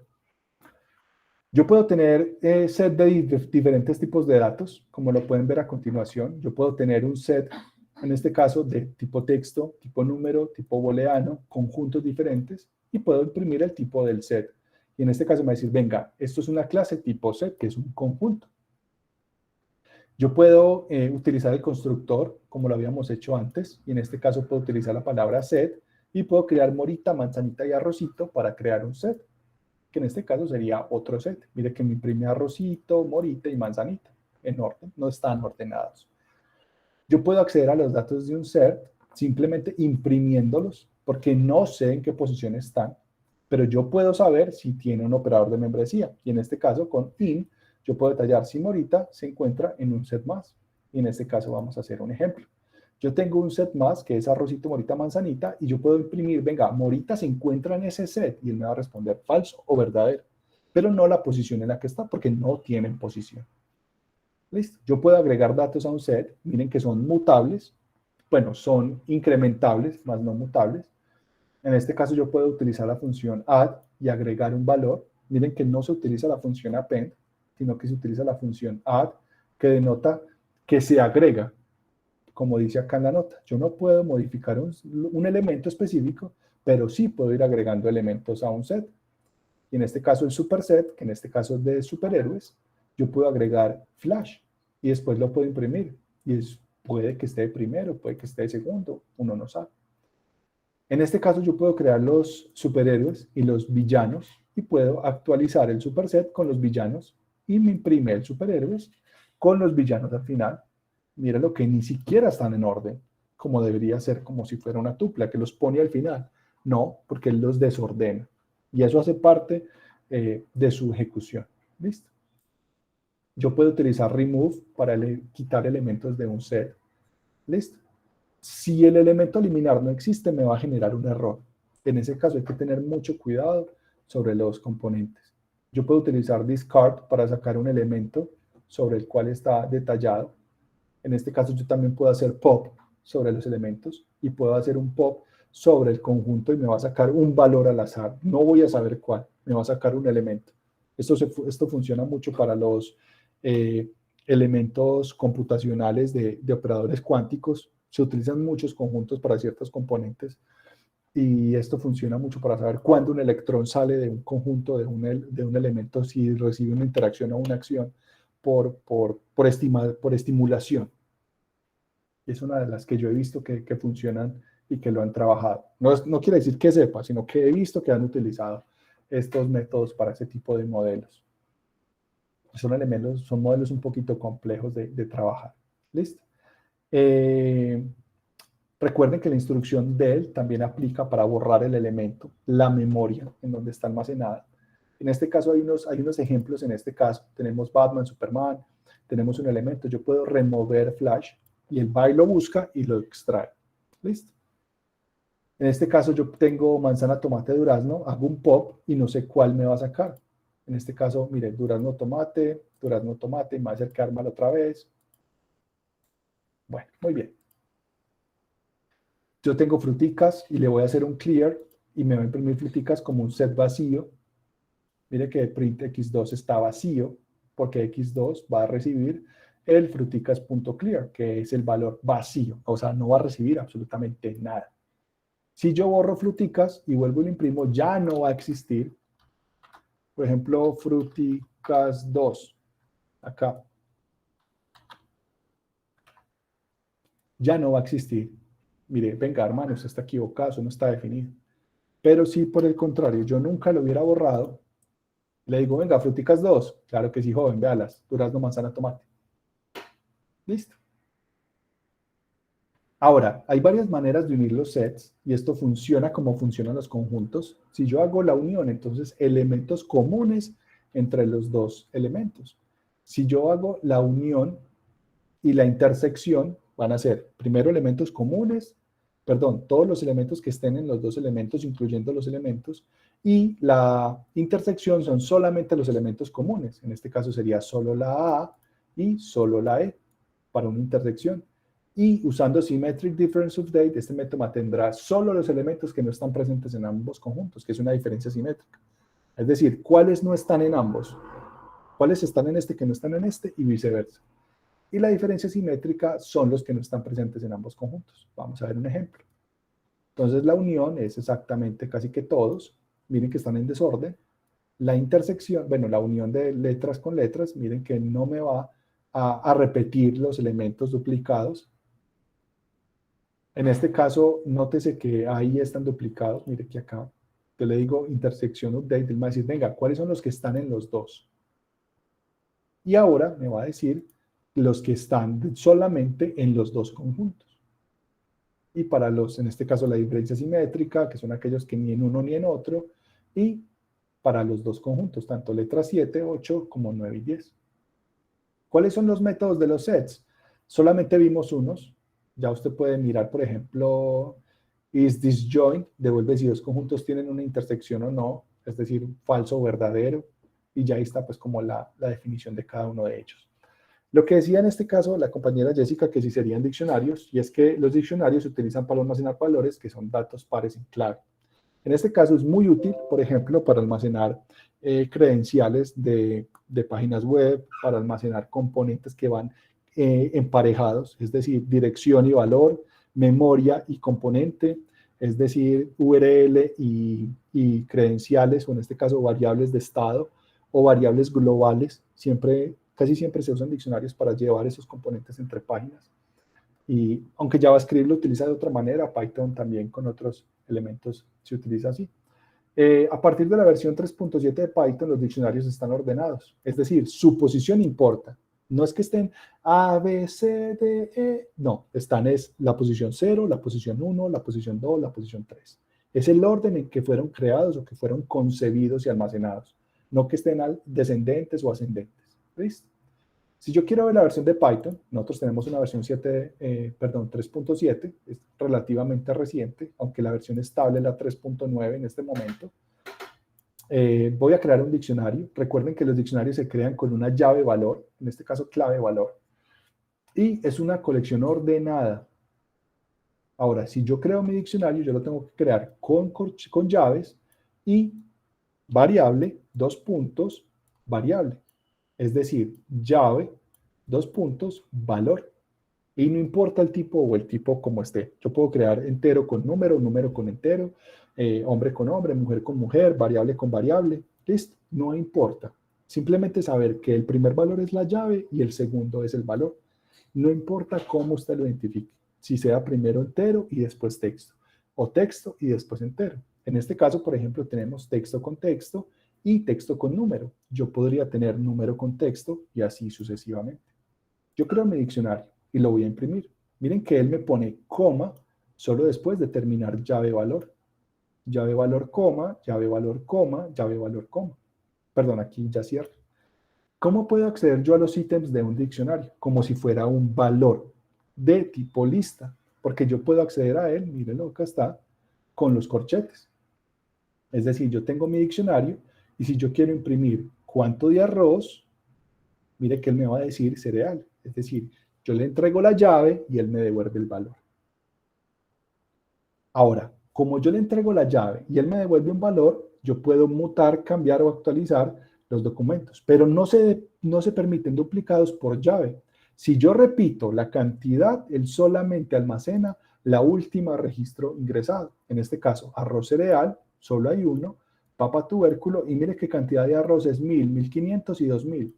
Y él solo guarda 2000, que fue la última vez que se actualizó el diccionario. Y tiene sentido, porque si son mutables y son actualizables, pero no se puede repetir la llave, yo debo conservar la última vez que se modificó. Y es consecuente con su definición. Ahora, yo puedo tener el largo de un diccionario con la palabra len, yo puedo detallar el largo de un diccionario y yo puedo detallar cuáles son los componentes de una lista o de un diccionario, simplemente actualizándola o creando una lista dentro de él. Por ejemplo, yo puedo crear arroz, papa, cantidad de arroz, cantidad de papa, pero puedo tener una última llave que su valor va a ser una lista, en donde mis vendedores van a ser Darío Gómez, Michael Jackson y Metallica. Listo.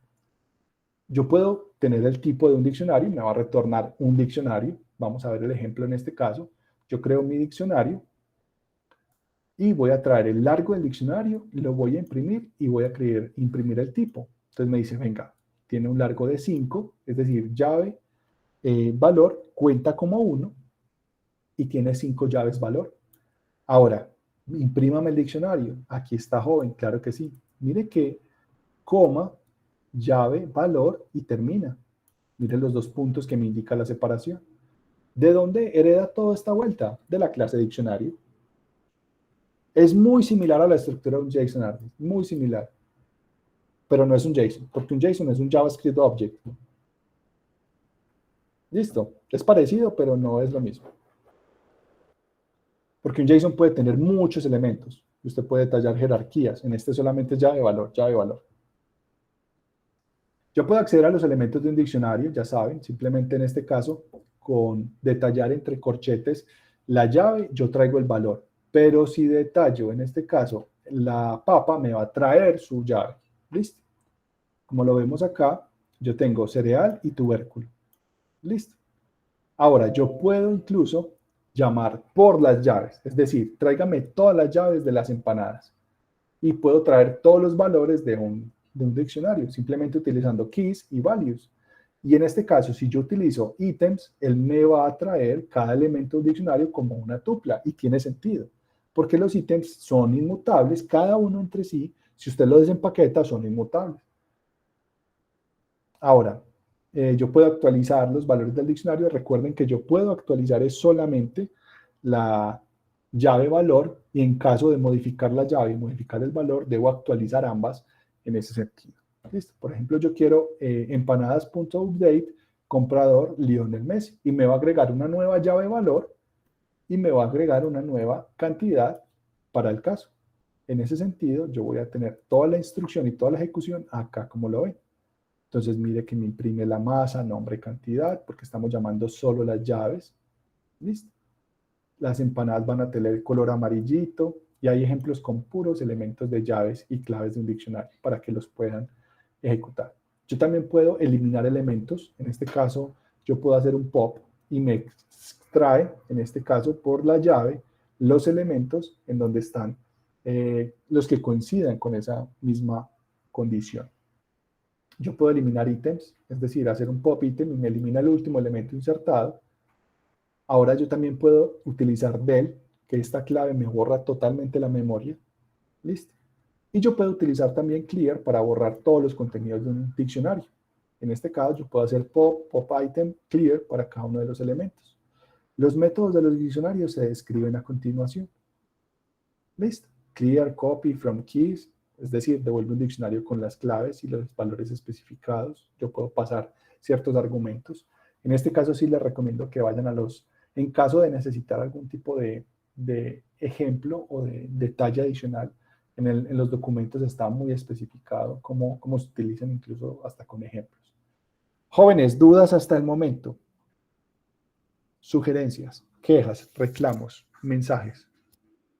Nosotros vamos a hacer puros ejercicios. A partir de ahora, casi todos van a ser vectorizados. Es decir, vamos a utilizar listas, tuplas y diccionarios. Conjuntos casi no se utiliza, pues, y van a haber uno que otro ejercicio con conjuntos, pero casi siempre son listas, tuplas y diccionarios.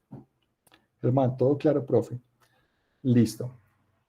Vamos a ver entonces las estructuras de selección, las dejamos definidas, y vamos a hacer ejercicios de estructuras de selección sencillitos el próximo, en este caso depende de los votos, nos vamos el sábado. Esto es un repaso rápido, ustedes ya deberían conocer esto. Recuerden que las estructuras de selección son estructuras lógicas que me devuelven falso o verdadero, y su ejecución depende de las instrucciones que están detalladas allí. Es decir, las estructuras de selección, son las que me ramifican o me bifurcan el algoritmo en escenarios binarios. Yo voy a generar árboles de ejecución al momento en que yo esté programando con condicionales. ¿Listo? Si un condicional ejecuta o no una estructura, yo voy a tener un micro árbol de ejecución o una completa bifurcación del algoritmo. Es decir, si mi condición se divide en dos elementos totalmente independientes, mi algoritmo se va a partir en dos.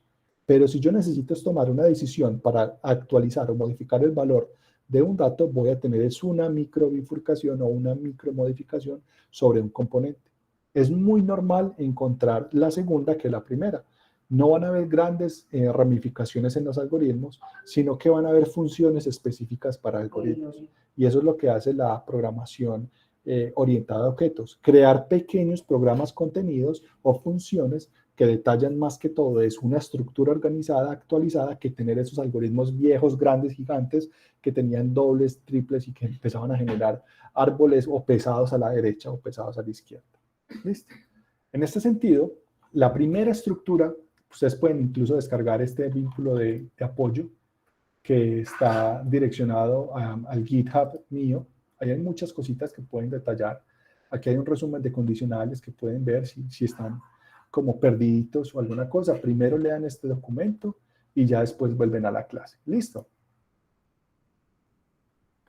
Entonces, la estructura selectiva simple. Esa estructura selectiva simple permite que el flujo del algoritmo siga por un camino específico si cumple una condición. Es decir, si una condición se cumple, yo voy a hacer un pequeño salto en el algoritmo para establecer una estructura, unos cambios, unas actualizaciones, unas modificaciones en unas variables y vuelvo al flujo original del algoritmo. Es decir, mi flujo del algoritmo simplemente va a tener un espacio en donde si se cumple la condición, va a tener unas actualizaciones o unas modificaciones y vuelve al mismo flujo del algoritmo, como lo vemos acá. Si la condición se cumple, yo hago unas operaciones y sigo el flujo del algoritmo. Si la condición no se cumple, me salto y paso al flujo del algoritmo, como lo vemos aquí en la derecha. Si la expresión, en este caso, si la expresión es verdadera, yo voy a hacer unos statements o unos estamentos, unas instrucciones y voy a seguir con el flujo del algoritmo. En caso de ser falso, nada de lo que está en verde se realiza y seguimos con el flujo azul del algoritmo. Yo utilizo la palabra clave if, que viene del inglés sí. Si yo traduzco if a español es sí. En este caso, la condición if se considera la más simple de todas. Y lo que hace es una pregunta y una expresión. Esa condición se cumple, hago una expresión. Si no se cumple, no hago ninguna expresión. En este caso, yo tengo a, que es una variable. Voy a ingresar el valor de a. Miren que ya estamos viendo cositas nuevas. Miren que input es un registro por teclado. Entonces voy a ingresar el valor de a y voy a ingresar el valor de b. Y voy a hacer un validador de a mayor que b.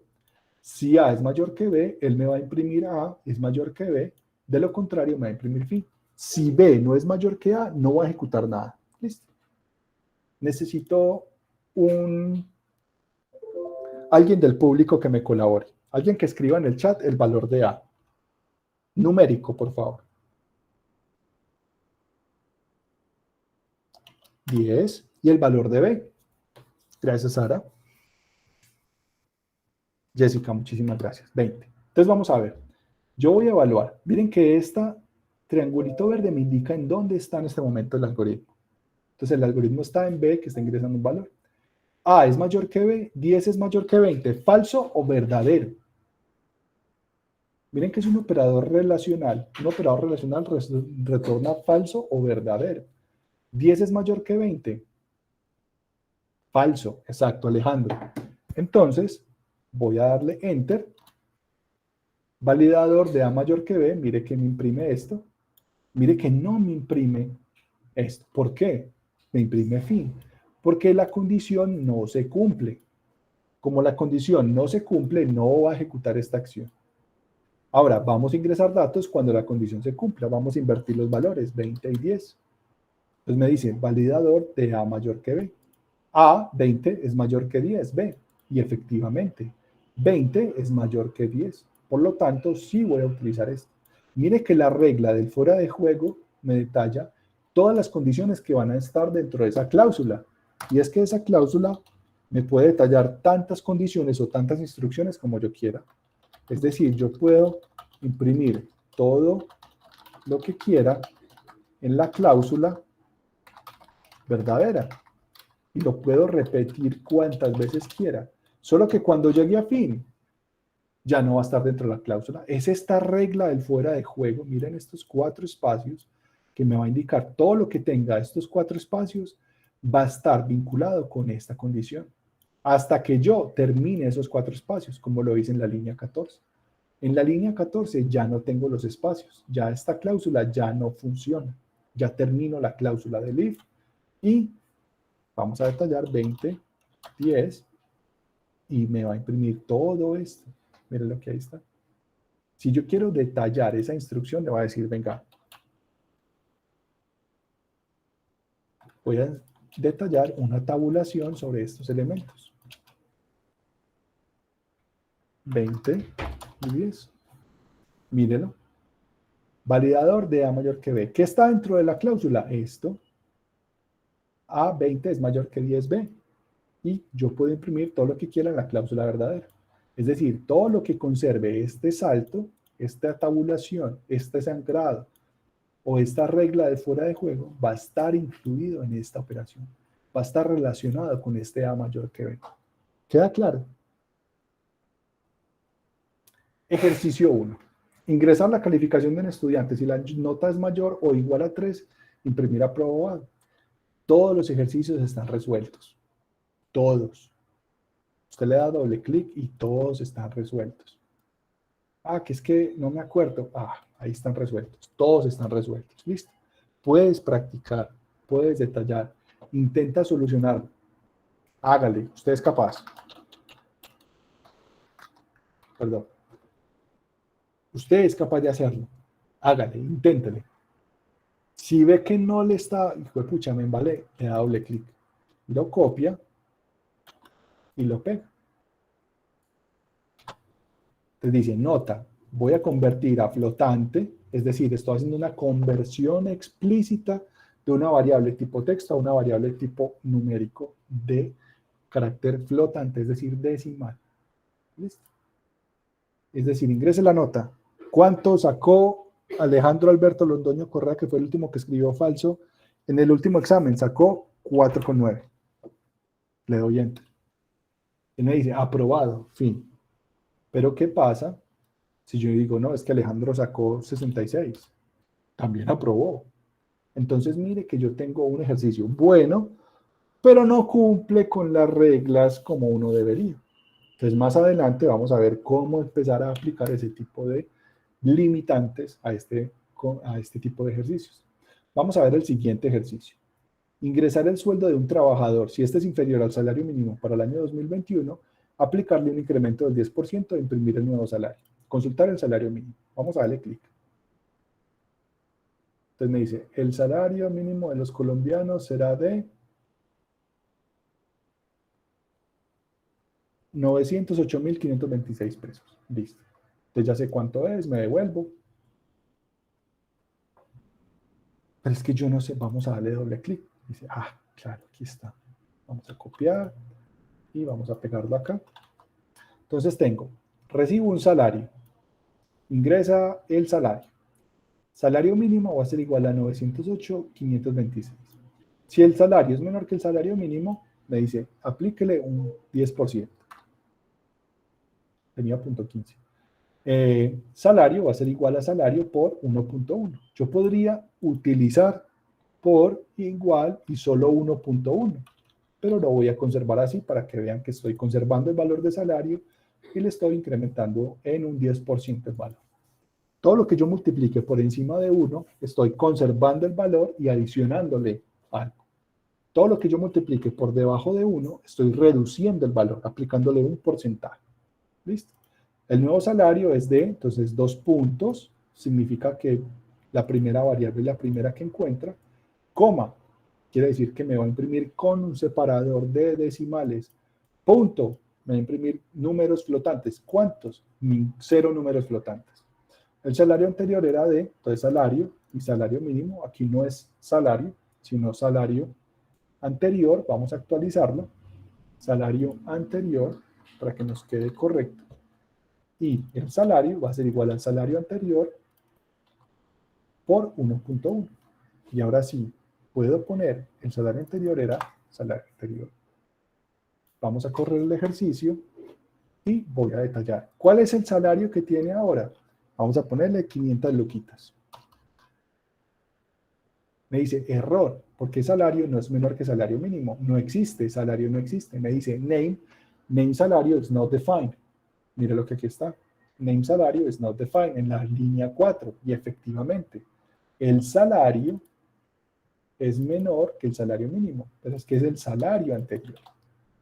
Debemos actualizar todo el ejercicio. Vamos a hacerlo con 500 luquitas. Ahí está.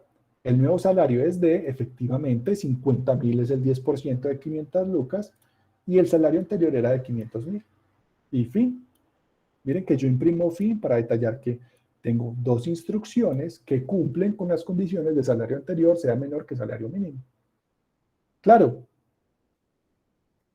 Todo correcto hasta el momento.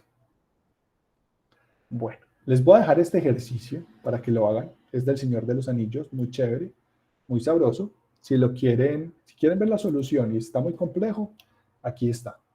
Y está ahí comentadito. Vamos a ver la estructura selectiva doble. La estructura selectiva doble es cuando a mí me interesa tanto la posición verdadera como la posición falsa de un algoritmo. Es decir, si yo estoy de acuerdo en que el resultado de una condición, de un operador lógico relacional, de una expresión aritmética que se convierte en una instrucción, ese valor que resulta verdadero me sirve, yo voy a tener una operación.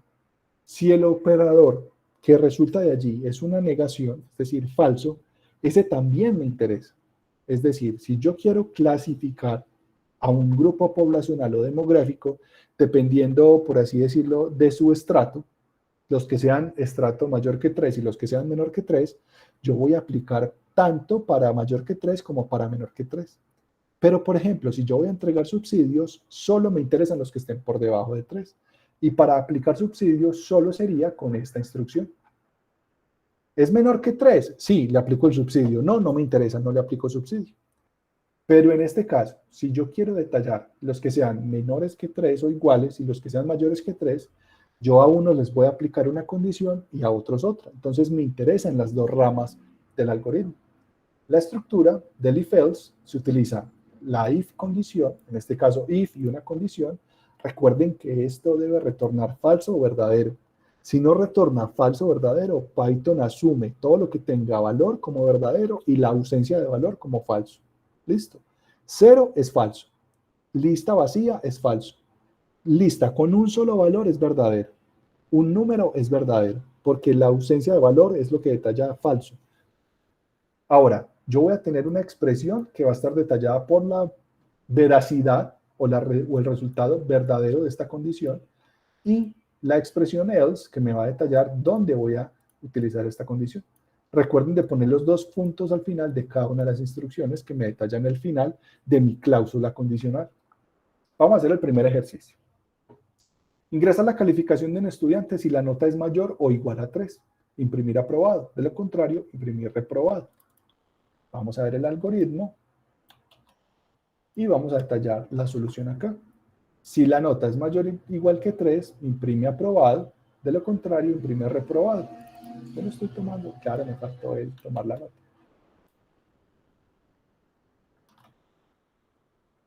Vamos a ingresar la nota.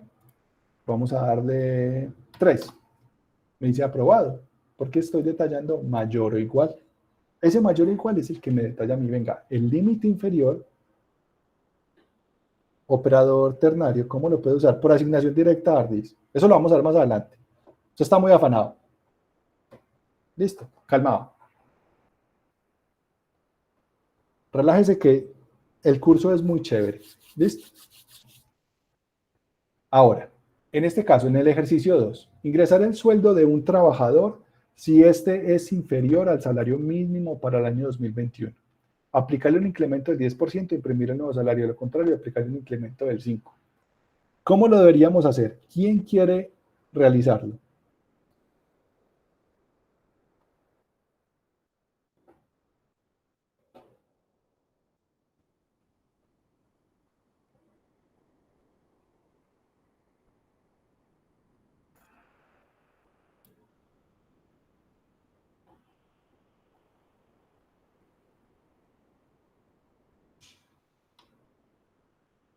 Nadie lo quiere hacer. Ahí está solucionado.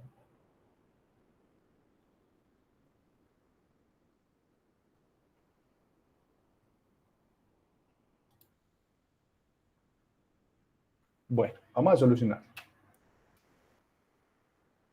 Son las 9:47. Vamos a hacer unos 2 ejercicios y ya terminamos.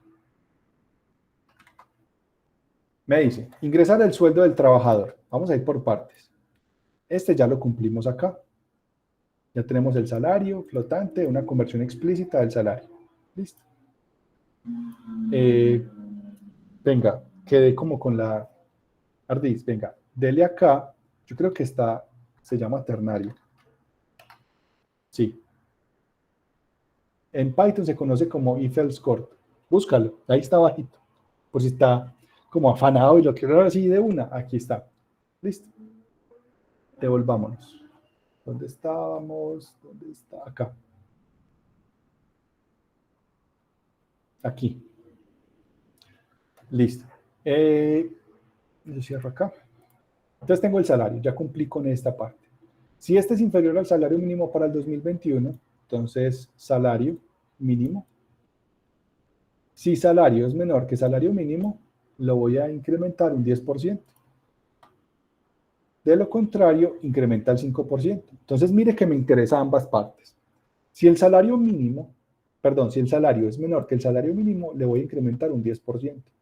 Si por el contrario es igual o superior al salario mínimo, le voy a incrementar el 5%. Ahora yo voy a imprimir el nuevo salario y voy a imprimir el salario mínimo. Pues aquí ya voy a decir salario anterior va a ser igual a salario.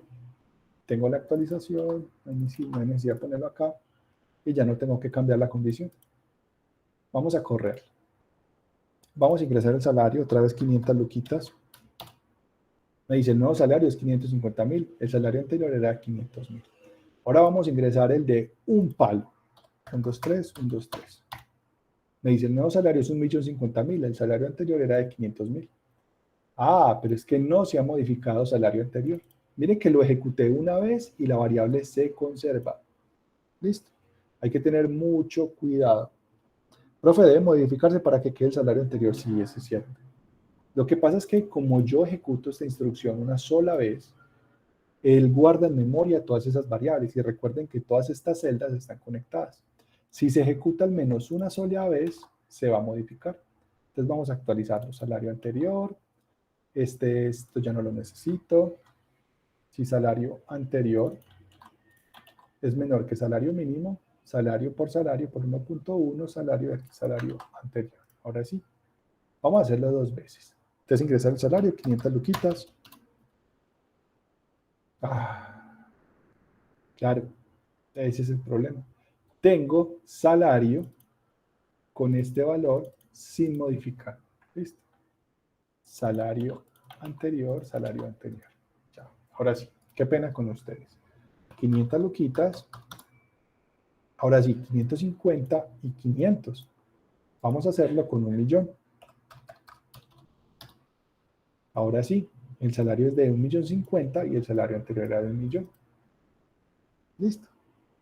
Eso, Sara, muchísimas gracias. Bueno, jóvenes, vayan haciendo estos ejercicios.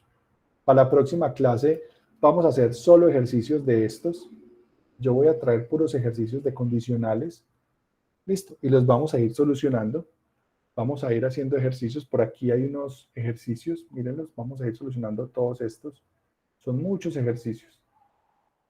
Demasiados. Todos están solucionados. Listo. Jóvenes, dudas, quejas, reclamos, mensajes. Estoy contento, estoy triste, estoy aprendiendo mucho, no estoy aprendiendo nada. Listo. Dudas. Ardi, ¿sí vio a los operadores ternarios? Listo.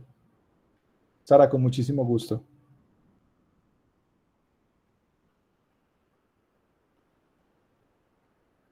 Sí, yo creo que sí. Lo más probable es que sea el próximo encuentro, sea el sábado.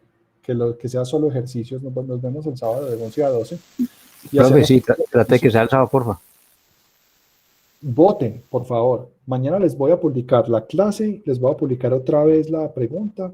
Y si votan más de 25, entonces nos vemos el sábado a las 11. De acuerdo pues a la votación. Listo. Hagan los ejercicios. Perfecto. No se preocupen, vamos a ir con su avena, nos vamos a ir despaciongo. Y si tienen alguna duda, nos devolvemos, no hay ningún problema. Recuerden que ya tenemos autorización por parte de la institución para alargarnos en caso de que ustedes necesiten como profundizar en algunos temas. Incluso yo creo que lo que más vamos a profundizar es lo que es manejo de modelos estadísticos, modelos matemáticos, determinísticos y estocásticos, para poder entrar a fondo en un modelo de clasificación o de clúster que vamos a clasificar a los estudiantes de acuerdo a los datos de un mapa. Listo, que ese es el ejercicio que vamos a hacer. Profe, una pregunta. Dime, Sara. Bueno, fuera de esto, ¿de pronto sabes si ya resolvieron el tema de las liquidaciones del diplomado? Sí, ya está resuelto. Ya les mandaron un correo ayer, si no estoy mal. Revisa el correo que tiene registrado. No, yo me fijé hoy y Y sigue el nada, error. listo. Escríbeme mañana temprano en el chat. ¿Puedes? Sí, señor. Listo, escríbeme temprano y yo hablo directamente con Liliana, que es la de registro, para que nos haga eso. Pero yo tengo entendido que ya estaba listo lo de la facturación. Incluso me llegó un correo a mí ayer diciéndome que ya estaba listo. Pues es que supuestamente las liquidaciones están como desde la semana pasada, pero Ujú. como que hay unos casos en los que uno le da a descargar y genera un error. Dice que el PDF no está pues en la ubicación que indica. Entonces supuestamente lo iban a revisar y quedaba listo el viernes, pero no, yo hoy me fijé incluso mediodía y sí, pues persiste.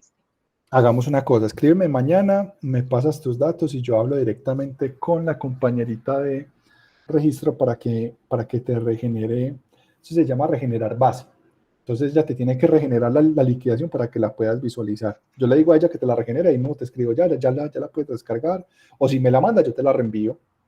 Listo, profe, entonces yo mañana le escribo. Muchas gracias. Listo, con muchísimo gusto, Sara. Jóvenes, ¿alguna otra duda, sugerencia, queja, reclamo? Voy a detener la grabación. Detener grabación.